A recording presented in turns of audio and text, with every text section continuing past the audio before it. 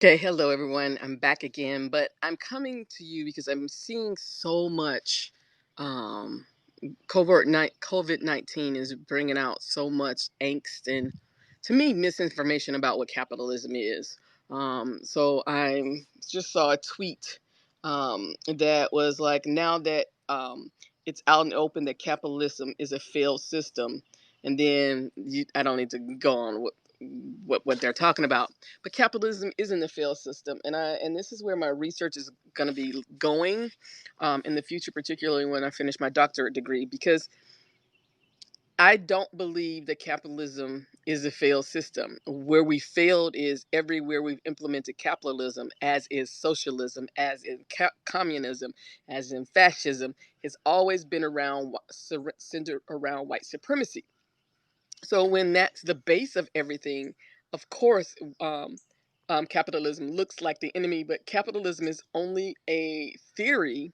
And I'll just read the basic definition from the dictionary, and then I'm going to get into why I find my research so important and so excites me, because there's so many people have so many who even study economics, and they don't look at capitalism from my perspective. So again, it's a theory. It's where my future research is going to take me. But let me just give you the definition out of the dictionary of capitalism. Capitalism, an economic and political system in which a country's trade and industry are controlled by private owners for profit rather than by the state. That's it. That is all that the definition of capitalism is. The implementations or the manifestations or the demonstrations of capitalism that we see have always been about, rooted in, and promoted white supremacy in the United States and around the world. And so my research has started. It's a beautiful day outside, so I'm just on my porch. It's quiet. It's relatively quiet, so I just wanted to come out here. If you hear the birds and all this other stuff going on, but I wanted to um, just briefly talk about some of the roots of my thesis, and how it excites me as I do more research on Adam Smith, who people consider the grandfather of economics, who wrote two books. The first book was The Moral Sentiment, and the second book was The Wealth of Nations. He was a member of what they call the Scottish Enlightenment era. Um, After the revolutionary, his actually Wealth of Nations came out in 1776, and if you know anything about the history that we're taught, that was when this country got its independence. And in its independence, trying to come up with a government system, political system, economic system, many of the founding fathers um, actually studied Adam Smith, actually tried to implement some of his ideas into the forming of the U.S. as a nation and economic system. So I just want to read you a little bit, because, again, I want to challenge people when they say this blatant white capitalist is evil, and it's no. Capitalism as a theory is not evil. It has only been implemented around the world, rooted in white supremacy. So my thought is, I want to know, can we have an anti-racist capitalist system? So when I look at some notes that I've taken, this is a quote from Adam Smith. He is in this, as in many other cases, led by an invisible hand to promote the ends which was no part of his intention. So he's just talking about how he's coming up with these ideas of um of economics. And I want to go back to you, because when I said he wrote the book The Moral Sentiment, Adam Smith, who again people consider the grandfather of economics, talked about moral economics. His first book was about morality, and his second book was about economics. So even then, in 1700s, there was somebody actively researching, studying the moral. How can economics be moral? Okay, so he talks about, because he talks about the invisible hand. So he says, the banker sees that we want to buy bread, she makes the bread so she can make a living. And the other side of the coin is that we get bread. there's more to competition than price alone. One of Smith's great contributions to humanity is the realization that things didn't have to be planned in order to be orderly. He believed that many complex systems can be generated by local behavior. So this is even telling you about uh, he believed in a bottom up system. They don't have to be and actually can't be created from the top down. So even in his thinking in 1776, Adam Smith was thinking about an economy that was based on the bottom up, not the top down. So the fact that we have in our capitalist system the people at the top that we idolize and we aspire to be billionaires, whatever, that's not how Adam Smith saw a moral economy. He saw it as coming from the top. I mean, from the bottom up. So it says laws and government may be considered in this and indeed in every case as a combination of the rich to oppress the poor and to preserve themselves the inequality of the good. So even back then, he saw what we're seeing, what we see now. So this is not new. There were choices made to root white supremacy, our economic systems in white supremacy, particularly in the United States. And if you follow along if you go back and listen to the #causeascene podcast book club episodes of how to be an anti-racist, I talk about that. And now I'm picking up. We're doing White Rage, which specifically talks about those things instead of the How to Be Anti-Racist was more of a generalized book, but this talks about the specific things. And then, so he goes on to say, Smith, so someone in the documentary I was watching, Smith says that both sides benefit from the transactions, both the buyer and the seller, and that if you really want to increase prosperity, which you should do, is to increase trade as much as possible rather than try to prevent one side of it coming into you. So he's even talking about monopolies. This stuff is not new. This is why I get so frustrated with folks who don't want to study history, who want to just look at things on the surface. Everything has a root cause. There's always a cause and effect going into play. And Smith detailed studies of markets led him to realize that it's the labor of nations inhabitants that is the major source of wealth. Now, in the United States, the founding fathers understood that because that's why they did not address slavery in the way that they could have at the start of this nation. There were conversations about whether this nation should have moved forward with when they created the United States as it was at the time, about whether we should have slavery as the bedrock of our economic system. And you know they chose to. So this is again another frustration. People act like this shit just happened. It didn't just happen. People make conscious decisions in the US and around the world to base their economies on the forced and harmful labor, free labor of descendants of slaves. um and so one of the questions I have was, how do you shift from the understanding of labor since you fail, but if you committed, we we are not failed. Um, how do you shift from the understanding of labor as a physical undertaking? Because I've been talking about industrial. We're not in the industrial age anymore. We're in the information economy. And so to an intellectual undertaking, the knowledge age, which requires inclusion and diversity for business leaders to leverage it as an asset to create wealth.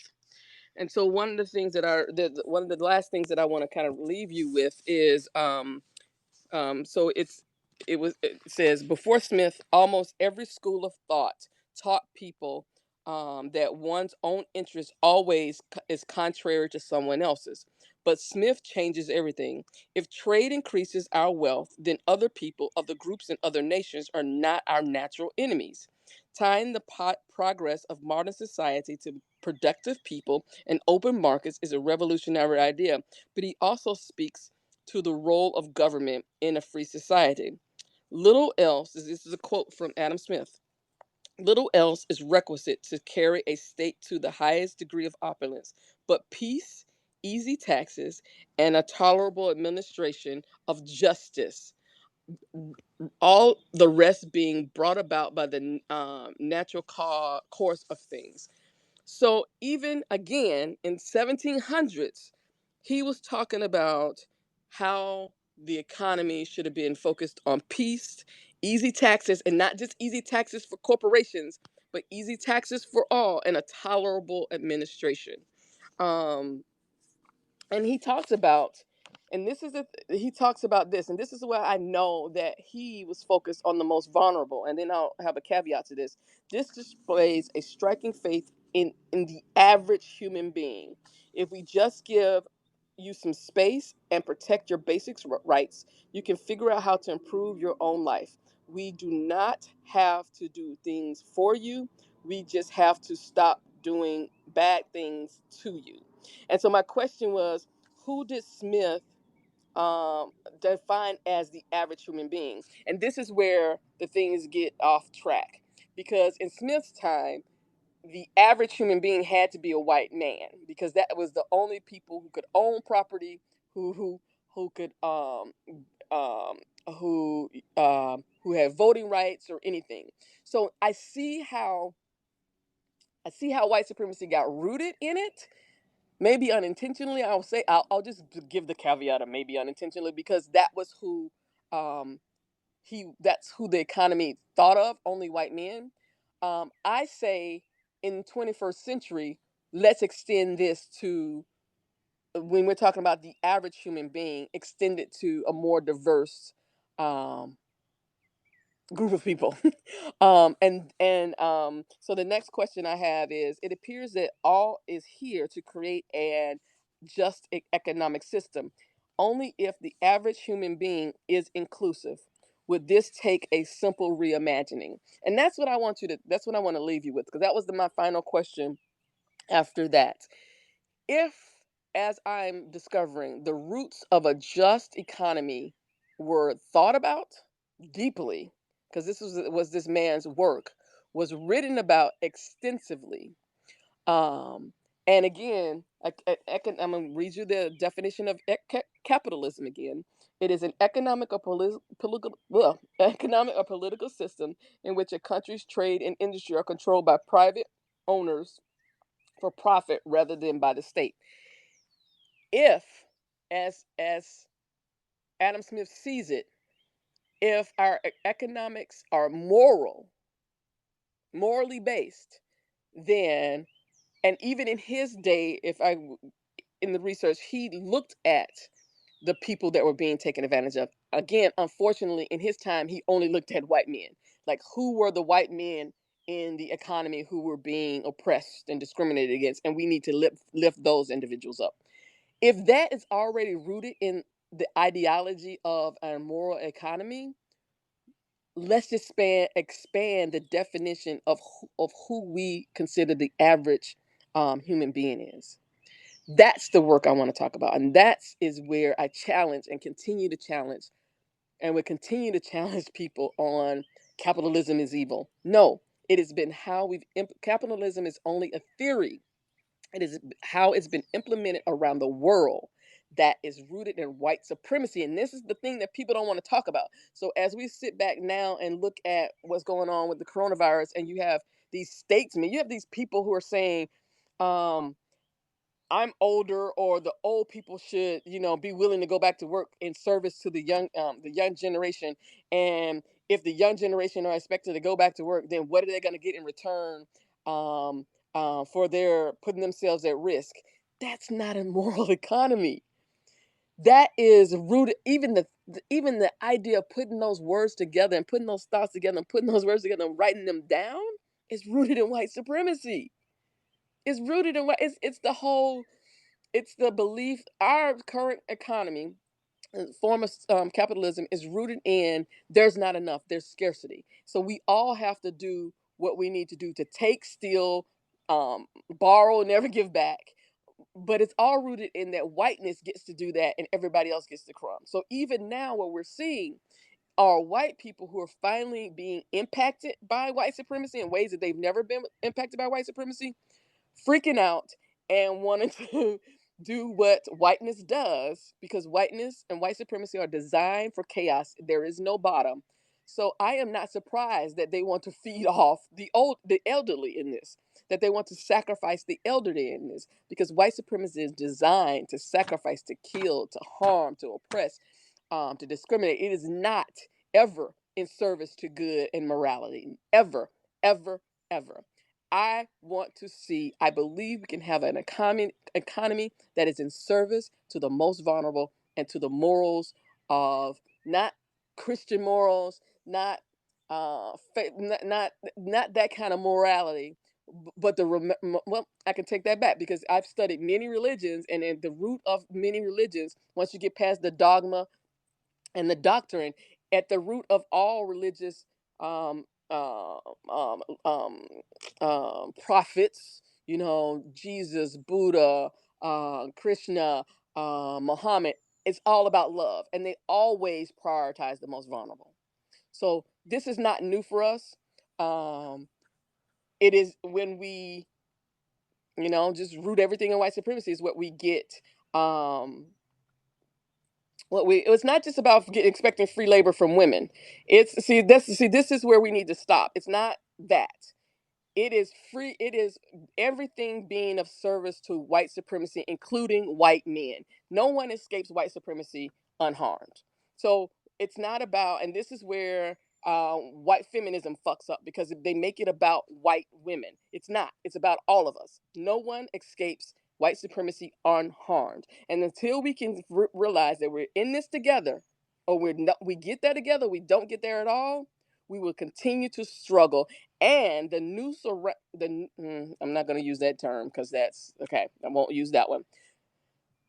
No, I am going to use that. The noose around the neck of whiteness. I'm not talking about individuals, of whiteness, of the noose of white supremacy that has always been around the neck of brown and black people, is now getting on the neck of whiteness, and you don't.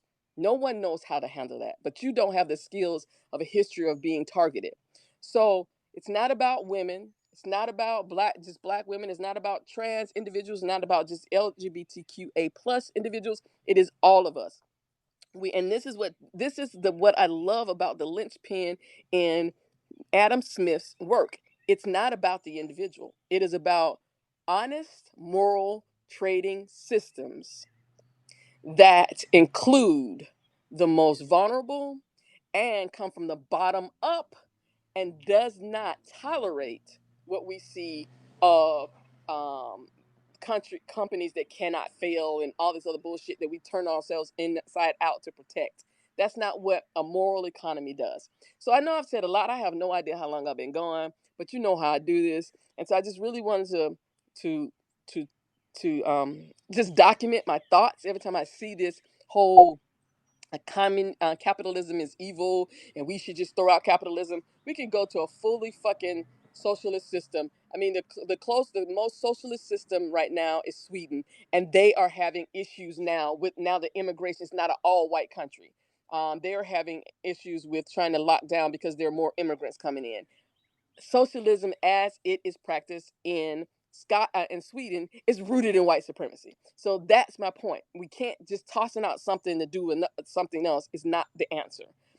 Democratic socialism does not fundamentally talk about rooting out anti-racist. I mean, being anti-racist and creating a moral economy. You cannot create a moral economy until people are ready to face the fact that our world's economy have been built on the oppression, the slavery, the killing, the stealing from the most vulnerable.